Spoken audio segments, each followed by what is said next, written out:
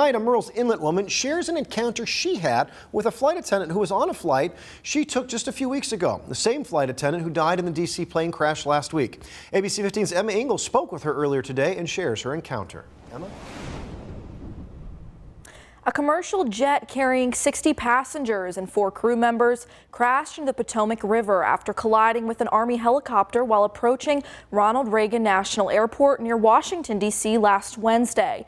It was the deadliest U.S. air crash since 2001, leaving no known survivors. Ian Epstein was a flight attendant on that plane. I was reading about the victims, learning about them, and I realized the flight attendant, one of the flight attendants, Ian Epstein, was on my most recent flight back into Myrtle Beach from New Orleans on MLK Day.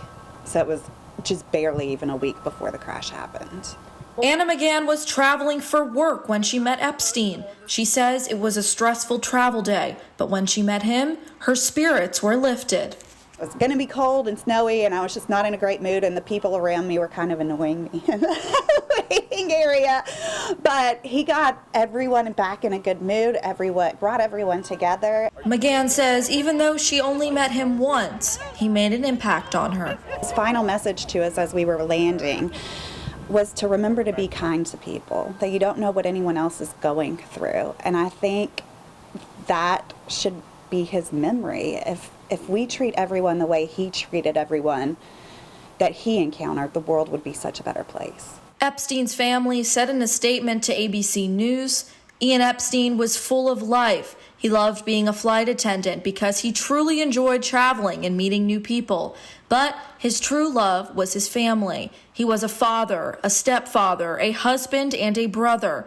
He will be truly missed. The family appreciates the outpouring of love and support we've received, but at this time we would ask for privacy as we process and grieve our loss.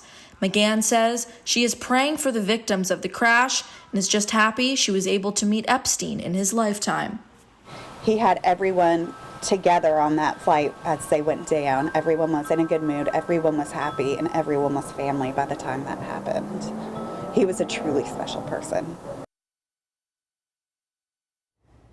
The collision's cause is still under investigation and recovery efforts are still underway. Reporting live in studio, Emma Engel, ABC 15 News.